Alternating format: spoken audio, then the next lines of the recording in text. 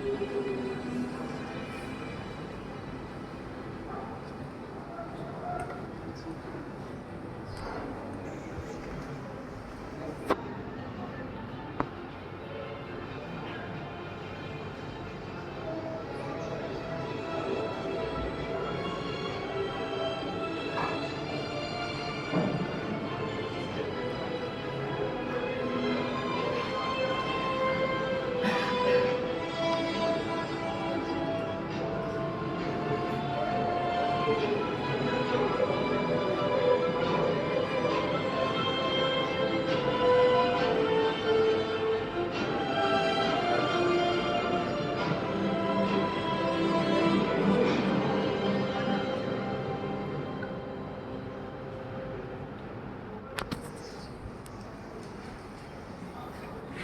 রে, কে আছিস?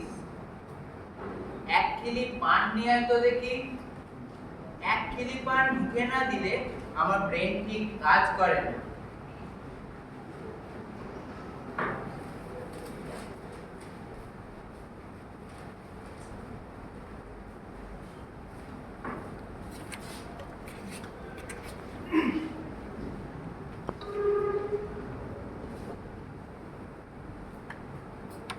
তা বুঝলে ঠিক আছে তো?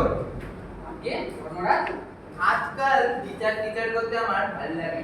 রোজই নতুন নতুন কেস, নিজেকে আর কত আপডেট করবো বলো দেখি। তা যা বলেছেন ভগবান, আমার তো সেই একই অবস্থা। এই পৃথিবী সৃষ্টির শুরু থেকে আপনার সাথে কাজ করে যাচ্ছি, রোজই তো এই একই ভক্ত ধরে বসে। তা ফর্দ ধরে বসবে না কি তলোয়ার ঘোরাবে?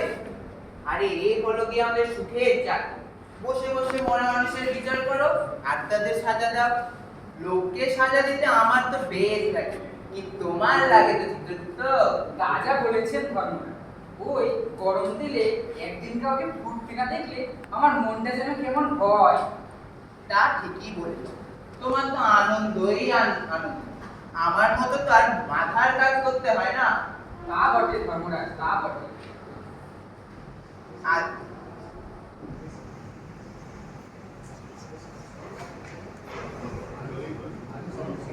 আগে সব কেসই কমন পাওয়া যেত। এই লাস্ট 10 ইয়ার্স রোজই নতুন নতুন কেস। এখন এই চাকরি পাঠানোটাই আমার কাছে চ্যালেঞ্জ। তা যা বলেছেন ধর্মরাজ, আসলে এসবই গ্লোবালাইজেশনের ফল। মানুষ আর সবার সাথে মিশতে পারছে ওই মুঠো ফোনের কল্যাণে। এতে মানুষের জ্ঞানের পরিধি যেমন বাড়ছে, তেমনি তারা নিত্য নতুন ক্রাইম আবিষ্কার করছে। তোমার মাথা আর মুন্ডু। না না, ডাকো আজকের প্রথম জনকে। যে একে ধর্মরাজ, আপনার যেমন রক্ষীগণ, আজকের প্রথম মৃত মানুষ শ্রীমান গোবর্ধন গোসাইকে ধর্মরাজের সামনে হাজির করো।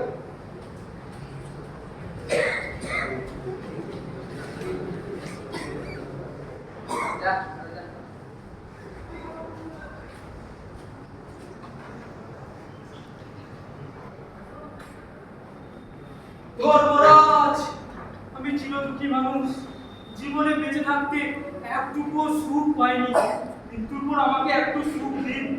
আমাকে স্বর্গের ইন্দ্রপুরীতে চালনা করুন, সেখানে আমি সর্বসুখ লাভ করব।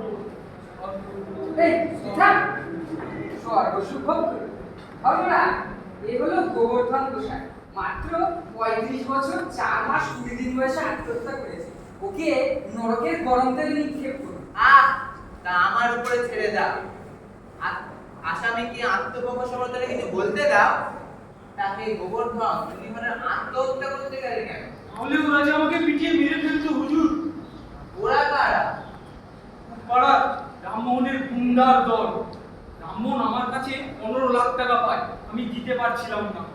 ওরা আমাকে প্রথমে ধরে পিটিয়েছিল, এর পরের বার ধরলে আমাকে জ্যান্ত পুড়িয়ে মারতো। এই ভয়ে আমি গলায় দড়িয়ে লটকে পড়েছি। তোকে তো দেখে মনে হয় কেরালা লুটের কাজ করতি। তা তোর 15 লাখ টাকা ধার হলো কি করে? রোহিত শর্মা হুজুর, রোহিত শর্মা। ক্রিকেটার রোহিত শর্মা মানে? আমি আইপিএল এ জুয়ার বাজি করতাম। টাকা খাতে না পড়ে একটি নেশা করলে। রোহিত শর্মা টিমে যে সেঞ্চুরি করতে পারত, সব টাকা উসুল হয়ে ঠিকাটা হলো ঘুরি। দিনে 500 টাকা দিনে 500 টাকা রোজগারের মুরত নেই, 15 লাখ টাকা ধার করছিস তুই। তোকে তো নরকেই যেতে হবে। এসে যাবো হুজুর, এসে যাবো। বাড়িতে বউ 4টে মেয়ে রয়েছে। কি 4টে মেয়ে? এই 21st সেঞ্চুরিতে 4টে মেয়ে? কত না হুজুর, আপনার কি বলছে আপনার? যদি একটা ছেলে হতো এত বাচ্চা নিতাম।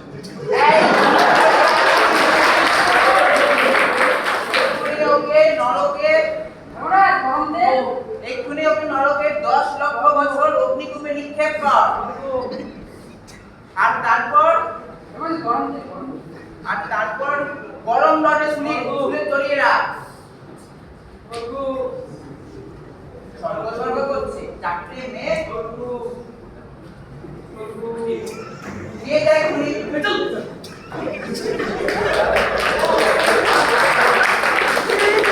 নিয়ে যা।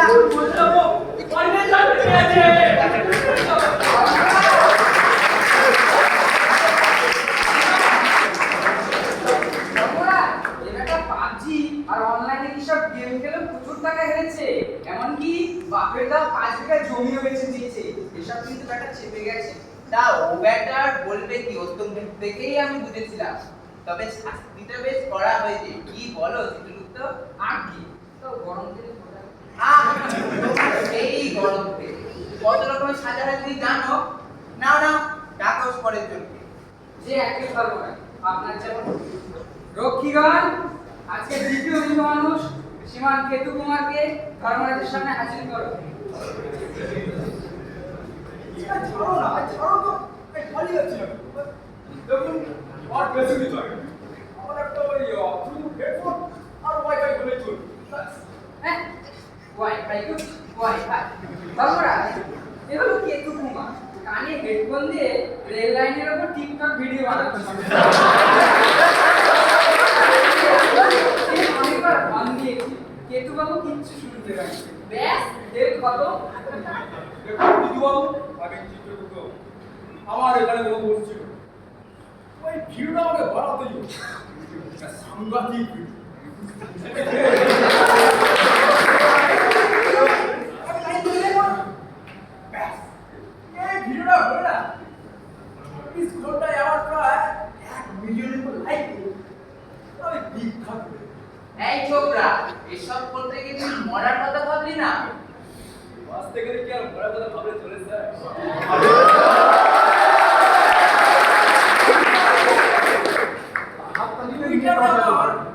টুইটারে আমার ফলোয়ার যে কত বাড়তো সেই সম্বন্ধে কোনো জ্ঞান নেই। টুইটার মানে মানে পাখি খবর ধর্মরাজ। জানি জানি, ওসব পাখিটাকে এখন আর নেই। এলন মাস্ক সব নিয়ে দিয়েছে, এখন এক্স হয়েছে এক্স।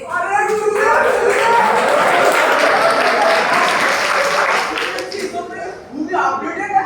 তা আপডেটেড না হয়ে রোকে আছে, কিন্তু তোর মৃত্যু তো আত্মহত্যার সমান গরিব অপরাধ। আরে স্যার, আপনি ধর্মরাজ, আপনি আমার দোষ কোথায় দেখবেন? আরে ওই টেন্টে তো পাস কাটিয়ে গেলেই করো।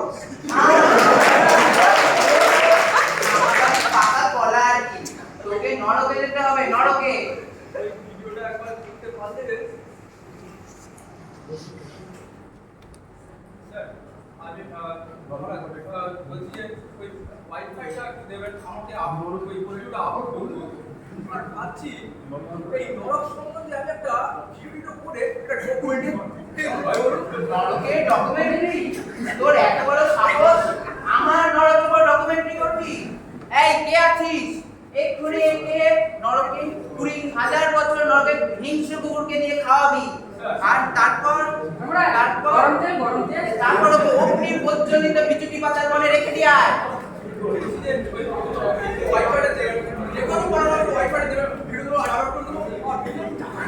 ওয়াইফাই করতে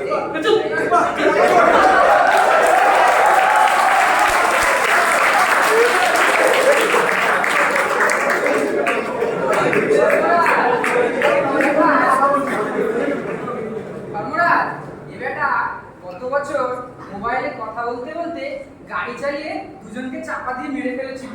তাই বলছিলাম কি গরম তেল, তাই তো? তোমারও সাহস দিন দিন বাড়ছে। দেখো পরের জনকে। যে একে ধর্ম আপনার যেমন রক্ষীগণ, আজকে দ্বিতীয় মৃত মানুষ শ্রীমান বাহুবলীকে ধর্মের সামনে হাজির করবেন।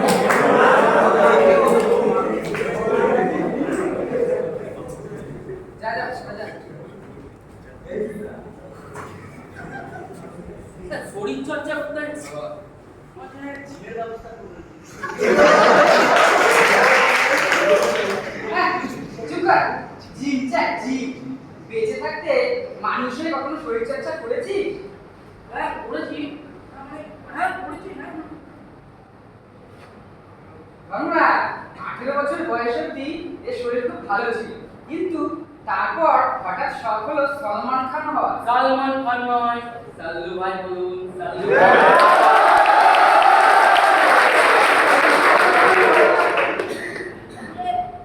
ও কোনো অন্যায় কিছু নয়, বুঝলে? ওটা আমার ভালো লাগে। আরে এখানে তো ভালো লাগা নিয়ে কোনো কথা হচ্ছে না। তুই দেখ না, ভালো লাগা মানুষের মতো হতে গিয়ে তুই এটা কি করবি? দেখুন, শরীর চর্চা করাটা আমার জন্য খুব জরুরি ছিল, কিন্তু এই কষ্ট করে শরীর বানানো আমার দ্বারা হবে না। হ্যাঁ, একটা খোঁজখবর নিয়ে জানতে পারলাম স্টেরয়েড নিলে নাকি 2 মাসে এই সাল্লু ভাইয়ের মতো বডি হয়ে যায়।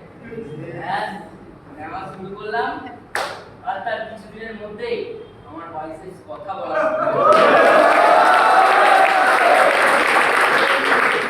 নামা নামা, ওতে কিছু নেই। তারপর আর কি, স্টেরয়েড দিচ্ছিলাম, কিন্তু আমার ডাক্তার বন্ধু আমাকে বললো যে স্টেরয়েডে নাকি নিষিদ্ধ ড্রাগ আছে, বারণ করলো। কিন্তু দুঃখের বিষয় হলো আমি তার কোনো কথাই শুনলাম না। মা বাবা বারণ করলো, প্রতিবাদ করলো অনেক, কিন্তু ওদের কথা আমি কোনো কানে তুললাম না, বাড়ি ছেড়ে চলে গেলাম। হ্যাঁ, তারপর গতকাল রাত্রে দেখলাম আমি এখানে, আর আমার বডি ওই শিয়ালদা স্টেশনের ওখানে পড়ে আছে। তা তুই তো জ্ঞান পাবি রে, জেনে শুনে বিষ পান করেছিস। তোকে তো নরকেই যেতে হবে। দেখুন দেখুন ধর্মরাজ, আমি মানব জীবনের ভুলটাই সংশোধন করেছি। আমার একটা সুযোগ দিন, আমার জীবনের ব্যবস্থাটা কিন্তু করে দিন। ধর্মরাজ, এটা একা কুপথে যায়নি, কিন্তু অনেকজনকে টেনে কুপথে নিয়ে গেছে। তাই বলছিলাম কি ওই গরম তেলে তোমার তো সাহস দিন দিন বাড়ছে। হ্যাঁ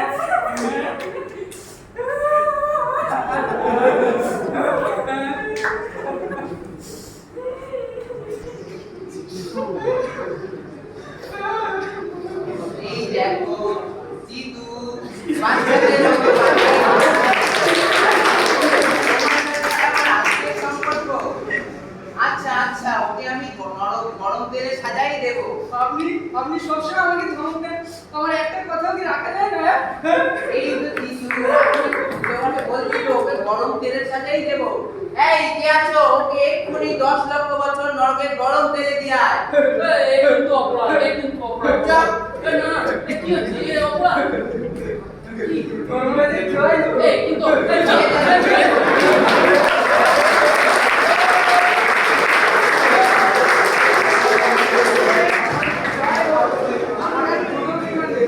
আমি তো গরম তেলের প্যাকেট পেয়ে গেছি। এবার খুশি তো জিতু? এসো এসো বসো। আচ্ছা একটা কথা বলো তো, আজকে কেউই স্বর্গে গেল না। স্বর্গে যাওয়ার মতো পূর্ণ কি কারণ নেই? রাজা বলেছেন ধর্মরাজ, আজকাল পৃথিবীতে মানুষের পুণ্য একটু কমেছে বই। যদি একটু অনুমতি দেন তো বলি। হ্যাঁ হ্যাঁ বলো। ধর্মরাজ, আজকালকার যুগে মানুষ যেভাবে পুজোর ফুল পুণ্যের নামে প্লাস্টিকে মুড়ে জলে ফেলছে, তাতে কি মানুষের পুণ্য বাড়ে বই কি? তা ঠিকই বলেছো। কত মাছের বংশধর এভাবেই তো বিলুপ্ত হয়ে গেল। অবশ্য আমার আর কি করার আছে বলো, তা দেখার জন্য তো ব্রহ্মা বিষ্ণু মহেশ্বর আছে। না, পরের জনকে ডাকো। যে একে ধর্মরাজ, আপনার যেমন রক্ষীগণ, পরের জনকে নিয়ে এসো।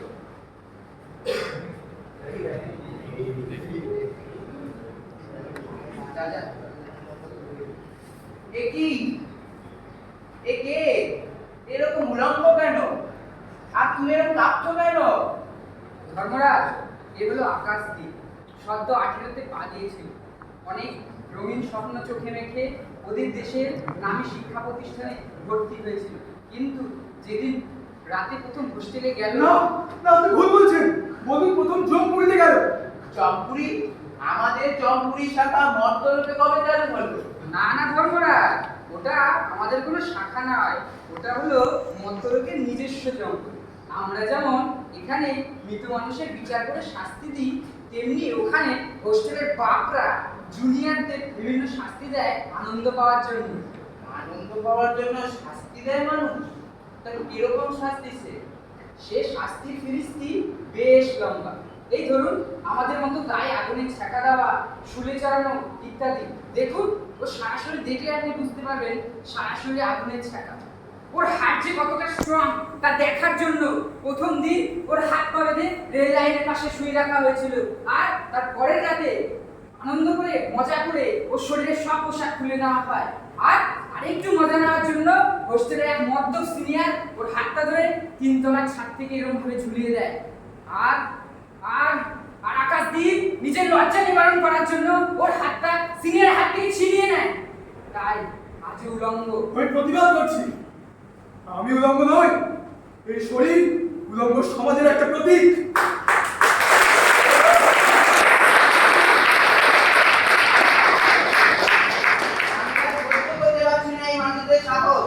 এত বড় সাহস!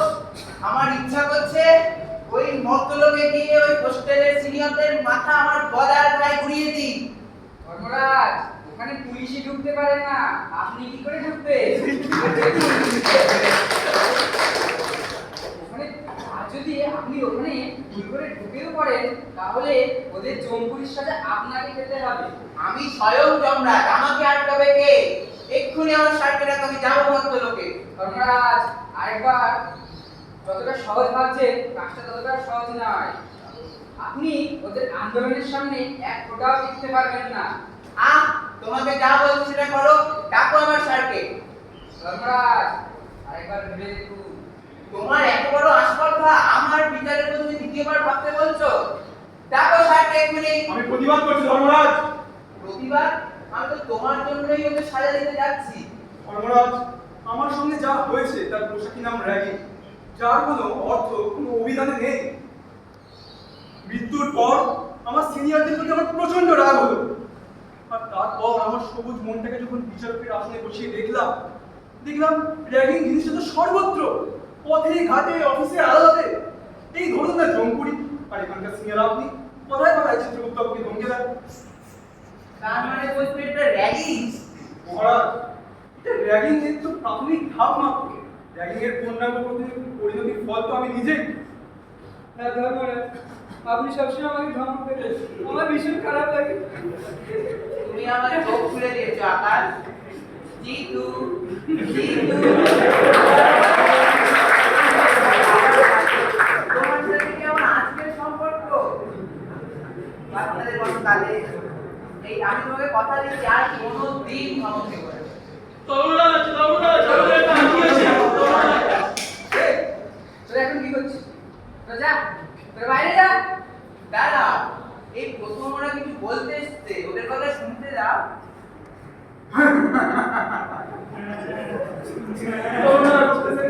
ভালো কিছু বলে না, সব ধমকে ধমকে।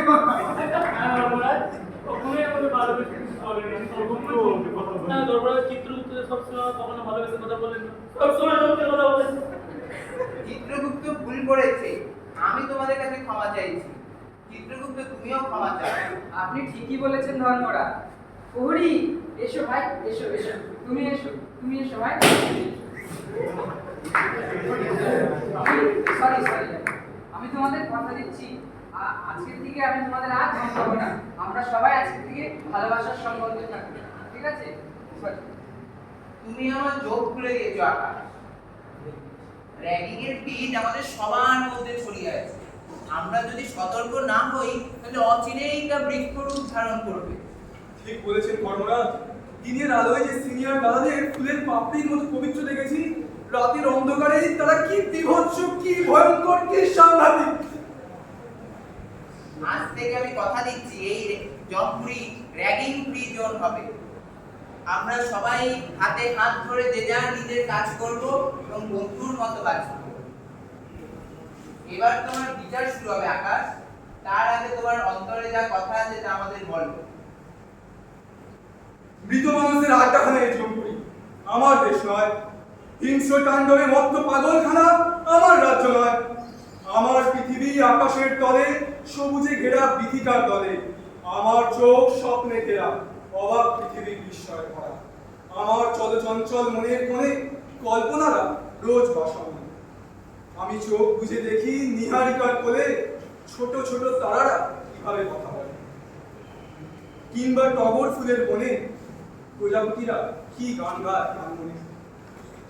হিংস্র তাণ্ডবে মত্ত পাগলখানা আমার রাজ্য নয়। মৃত মানুষের আড্ডাখানা এই জম্পুরি আমার দেশ নয়।